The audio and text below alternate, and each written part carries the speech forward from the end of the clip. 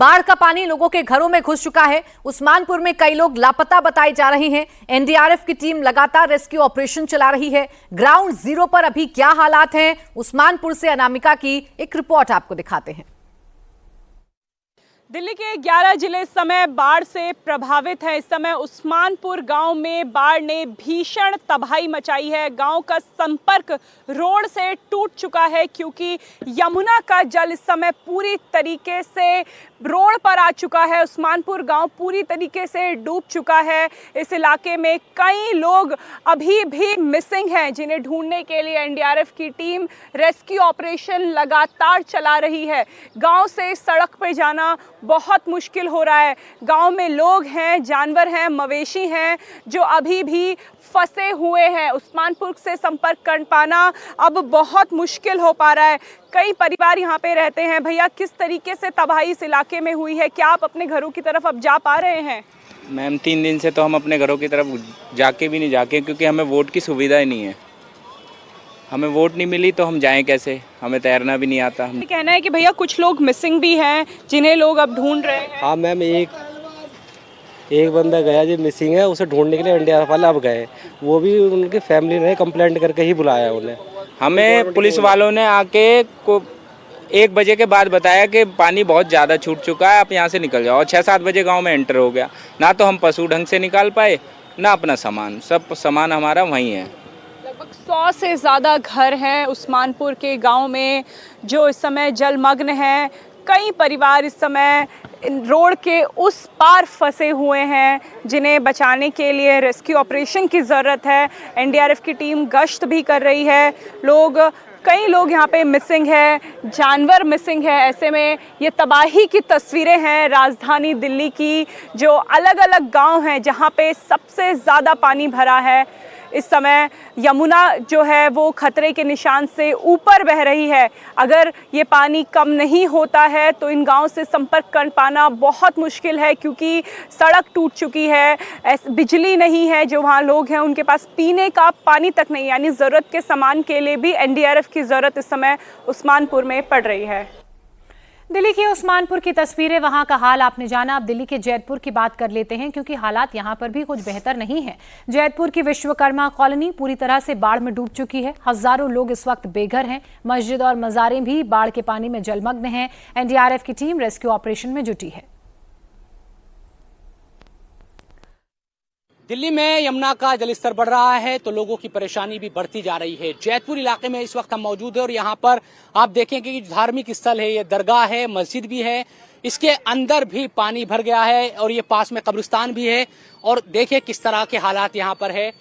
यहाँ लगातार पिछले 2 दिनों से ये स्थिति है कि यहाँ बहुत ज्यादा पानी है और चाहे इंसान हो या जानवर हो, इसी तरह से यहाँ प्रभावित हो रहे हैं। ये दरगाह और मस्जिद है, पूरी तरह से यहाँ नमाज अभी नहीं पढ़ी जा सकती। जाहिर सी बात है कि अंदर पूरा जो पानी है वो भरा हुआ है। हालांकि आज जुमे का दिन भी है, उसके बावजूद भी यहाँ आज नमाज नहीं हो पाएगी, क्योंकि बाढ़ ने इस मस्जिद और मजार को पूरी तरह से अपनी चपेट में ले लिया है। बहुत सारे लोग यहाँ पर स्थानीय हैं, वो यहाँ मौजूद है। आपका नाम क्या है भैया? हमारा नाम इरशाद है। इरशाद भाई, मस्जिद तो डूब गई, नमाज कैसे होगी जुमे की? अब देखो जी क्या होता है, पता चले आगे क्या होता है, पता चल जाएगा। 2 दिन से नहीं हो रहा है। पानी ज्यादा बढ़ा जी। जो कल जो था पानी, ये सारे चबूतरे भरे हुए थे।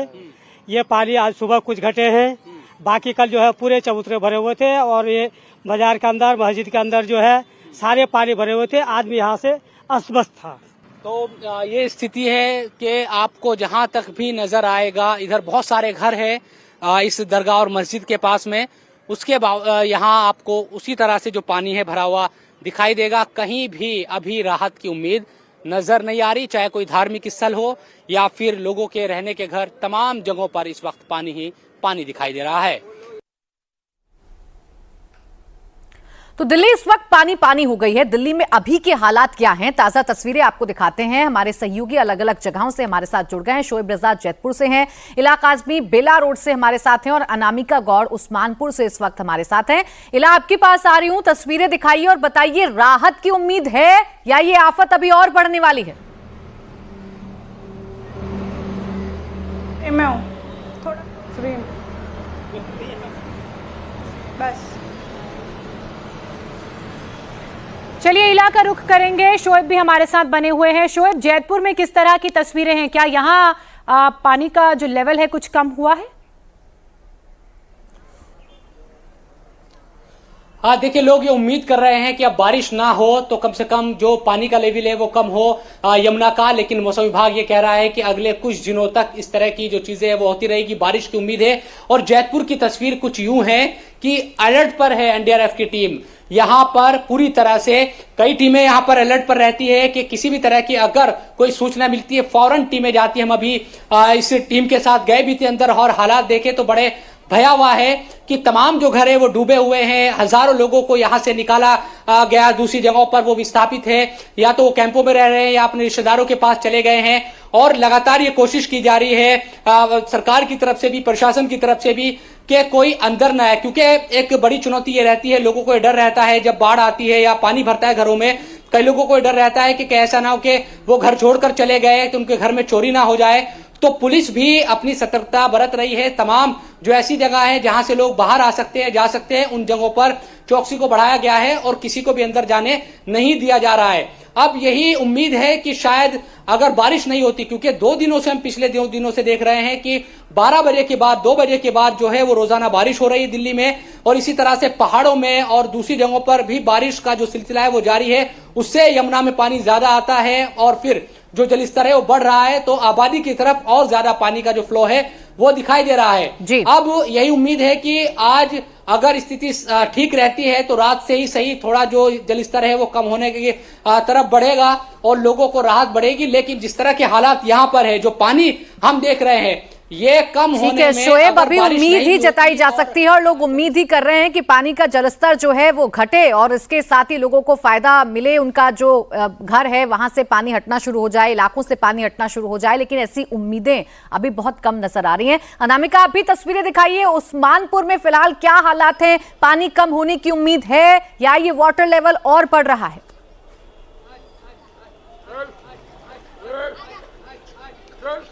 जी प्राची, उस्मानपुर में इस समय तबाही ही तबाही है। जिस जगह हम खड़े हैं आप यकीन माने कि ये एक मेन रोड है जो हाईवे से लगी हुई है और उस्मानपुर गांव की तरफ जाती है। मेरे पीछे आपको ऐसा लगेगा कि मैं बीच नदी में खड़ी हूं, लेकिन ये नदी नहीं है, सड़क है और पीछे उस्मानपुर गांव है जो इस समय पानी में यमुना के जलस्तर बढ़ने के बाद पूरी तरीके से डूब चुका है। अचानक से यहाँ पे पानी बढ़ा। गांव के लोगों का कहना है कि 2023 से ज्यादा यहाँ पे इस बार तबाही हुई है। कई लोग इस समय उस्मानपुर गांव के उस तरफ हैं जो सेकंड फ्लोर पे या छत पर फंसे हुए हैं, लेकिन रिलीफ कैंप में लोग नहीं जाना चाहते हैं। इस समय इलेक्ट्रिसिटी सप्लाई भी यहां बंद है क्योंकि पानी भरा हुआ है। खाने पीने का सामान भी रेस्क्यू टीम्स को पहुंचाना पड़ रहा है। ऐसे में सैकड़ों परिवारों की जिम्मेदारी अब रेस्क्यू टीम के कंधे पर है कि उन्हें जरूरत का सामान मिल सके। कई मवेशी भी इस पानी में फंसे हुए हैं।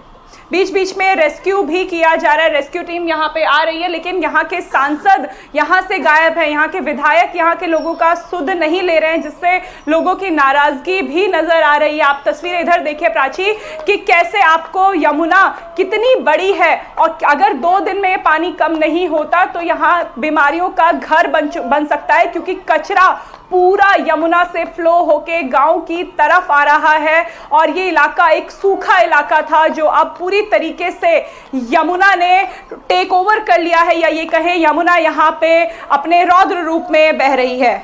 बिल्कुल ठीक कह रही है अनामिका, और तस्वीरों में हम देख भी रहे हैं बहुत सारी चुनौतियां आम लोगों के लिए। एक तो फंसे हुए हैं बाढ़ की वजह से, उसके बाद जो कचरा है वो सब वहां पर आ रहा है और वो बीमारियों को न्योता देगा, दावत देगा। इला काज़मी का रुख कर लेते हैं। इला, बेला रोड की बात की जाए तो यहाँ किस तरह के हालात और तस्वीरें, क्योंकि लगातार पानी का लेवल कम होने का नाम नहीं ले रहा है। बिल्कुल ज्योत्सना, अगर मैं आपको बता दूं पिछले 48 घंटे से इसी तरह से पानी यहाँ पर जमा हुआ है। देखिए ये स्वामी नारायण मंदिर है जिसके आसपास घर मौजूद है, घरों के अंदर लोग भी फंसे हैं जो किसी तरह से घरों में पानी आने से बचा रहे हैं। आप देखिए पानी इतना ज़्यादा यहाँ पर गंदा है और कोई सुध-बुध लेने नहीं पहुँचा। यहाँ पर हमें कोई निकासी होते हुए भी नजर नहीं आ रही है। लेकिन यहाँ पर जो लोग हैं वो खुद ही अपने घरों से पानी निकालने का प्रयास कर रहे हैं। मंदिर के अंदर भी पंप्स की आवाज़ हमें आ रही है जो लगे हुए हैं, जो मंदिर के अंदर भी पानी चला गया है उसको भी निकालने का प्रयास कर रही है। पानी देखिए इतना गंदा पानी है यहाँ पर कि यहाँ पर कुछ दिनों में बीमारियां फैलने लग जाएंगी। आसपास लोग रह रहे हैं, लोगों का घर है, ये बेला रोड है, यहाँ से कुछ ही दूर पे एलजी आवास है, उससे कुछ ही दूर पर यहाँ पर मुख्यमंत्री आवास भी है। तो आप देखिए ये पॉश इलाका है जिसकी ये घर में पानी भर चुके हैं, पानी से लबरेज है, दुकानों में पानी चला गया है, घरों में पानी चला गया है। लोग घंटों से यहाँ पर अंदर ही फंसे हुए हैं, जो लोग अंदर हैं वो बाहर नहीं आ पा रहे हैं। आप देखिए तस्वीरों में ये इतना गंदा पानी है कि इससे अब धीरे धीरे बीमारियां भी फैलने लगेंगी। देखिए बारिश का सिलसिला भी जारी है एक तरफ, दूसरी ओर यमुना का जो स्तर है वो भी 207 मीटर से पार है, यानी कि खतरे के पार है। 2010 का भी रिकॉर्ड यमुना ने तोड़ दिया है। बाढ़ के हालात से जनजीवन अस्त व्यस्त है, लोग फंसे हुए हैं घरों के अंदर, वो निकल नहीं पा रहे हैं, अपनी ज़रूरत का सामान अंदर ही उन्होंने रखा हुआ है। और गाड़ियां भी डूब चुकी हैं, लोगों की बाइक्स भी डूब चुकी हैं यहाँ पर। और ये सिविल लाइन का एक पॉश बिल्कुल जिंदगी की रफ्तार पर ब्रेक लग गया है। दिल्ली पानी पानी हो गई है, इसके साथ ही पोल खुल गई है उन तमाम व्यवस्थाओं की जो हमेशा की जाती हैं, जिनके बारे में बड़े बड़े दावे किए जाते हैं। शुक्रिया आप तीनों का हमारे साथ जुड़ने के लिए, तमाम जानकारी हमें देने के लिए। और अभी अभी एक और बड़ी खबर आ रही है, बिहार पर केरल कांग्रेस के एक ट्वीट पर बवाल हो गया है। केरल कांग्रेस ने बिहार की तुलना बीड़ी से की। ट्विटर पर केरल कांग्रेस ने लिखा कि बी से बिहार, बी से बीड़ी। इसके बाद बीजेपी ने कांग्रेस पर पलटवार किया। बीजेपी ने कहा कि कांग्रेस की घटिया सोच उजागर हो गई है।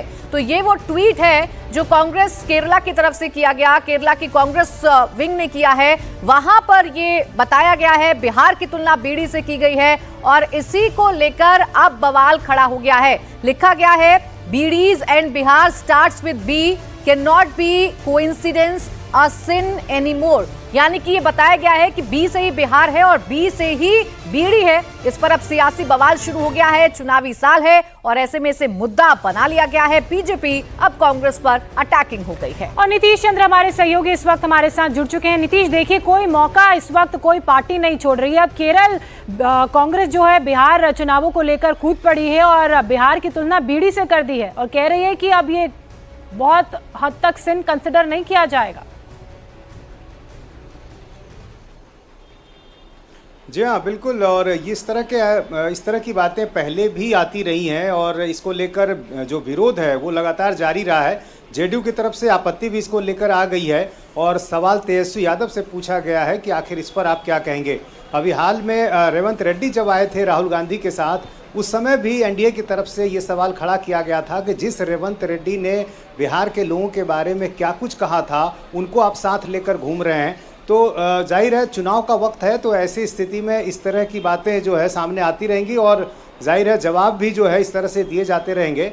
और एक बार फिर जब केरल कांग्रेस का बयान इस तरह का सामने आया है तो ऐसे में इसको लेकर एनडीए की तरफ से अब कड़ी प्रतिक्रिया दी जा रही है और कई सवाल खड़े किए गए हैं कि आखिर इस तरह के बयान देने वाली पार्टियों का समर्थन महागठबंधन के नेता और ख़ास तौर से तेजस्वी यादव किस तरह से कर रहे हैं और उनका क्या कहना है।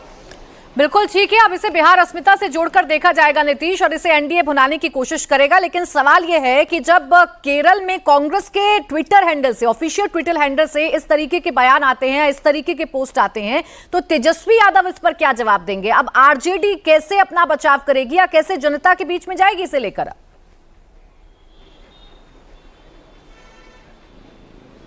जी हाँ, ये देखने वाली बात होगी कि आखिर क्या कुछ तेजस्वी यादव कहते हैं। और उस दौरान भी जब वोटर अधिकार यात्रा के दौरान रेवंत रेड्डी हो या फिर स्टालिन हो, जब लगातार घूम रहे थे तो आपने देखा होगा कि ये सवाल खड़े किए गए थे एनडीए की तरफ से कि आखिर जिस रेवंत रेड्डी ने और जिस स्टालिन ने जो बातें कही, खासतौर से बिहार के संदर्भ में जो रेवंत रेड्डी ने जो बातें कही थी, उसको लेकर उनसे कई सवाल खड़े किए गए। तो एक बार फिर एनडीए को मौका दे दिया है महागठबंधन ने और जाहिर है एक बार फिर ये सवाल तेजस्वी यादव से होगा। तेजस्वी यादव तो आज अभी पटना में नहीं है, उनकी एक सभा है सासाराम में, लेकिन निश्चित रूप से जेडीयू ने जो सवाल खड़ा किया है, तेजस्वी यादव से सवाल पूछा है कि आखिर बिहार के लोगों को आप किस नज़रिए से देखते हैं, क्या बिहार के लोगों का अपना कोई स्वाभिमान नहीं है, उनकी कोई अस्मिता नहीं? तो ये सारे सवाल निश्चित रूप से पूछे जाएंगे और कहीं न कहीं चुनाव में भी इस बात को जो है एनडीए की तरफ से रखा जाएगा। और एनडीए को गठबंधन को घेरने का, इंडिया ब्लॉक को घेरने का एक और मुद्दा मिल गया है। नीतीश, आप बने रहिए हमारे साथ। जिस तरह से केरल कांग्रेस की तरफ से ट्वीट सामने आया, इसके बाद प्रतिक्रियाओं का दौर भी शुरू हो चुका है। बीजेपी के प्रवक्ता शहजाद पूनावाला का क्या कहना है, आइए आपको सुनाते हैं। तो आखिरकार कांग्रेस पार्टी ने फिर से एक बार अपनी बिहार विरोधी मानसिकता का परिचय दिया है। उनके ऑफिशियल हैंडल से वो बिहार की तुलना और बिहारियों की तुलना बीड़ी से करते हैं। सोचे किस प्रकार की मानसिकता है। ये वही कांग्रेस पार्टी है जिसने अभी हाल ही में प्रधानमंत्री की माताजी को भी किस प्रकार से गालियां दी, भद्दी बातें बोली। ये वही कांग्रेस पार्टी है जिसने प्रधानमंत्री को 150 से अधिक गालियां दी। अब कांग्रेस पार्टी पहले प्रधानमंत्री की माताजी को गालियां देती है, सनातन को समाप्त करने की, सनातन को बीमारी कहने की बात कहती है, तिरंगे और संविधान का अपमान करती है, और अब तो बिहार के ऊपर जिस प्रकार का हमला बोला है। और ये कोई पहली बार तो नहीं है। डीएमके के नेताओं ने कहा बिहारी जो होते हैं वो टॉयलेट क्लीनर होते हैं, बिहारी जो होते हैं वो पानी पूरी सेलर होते हैं।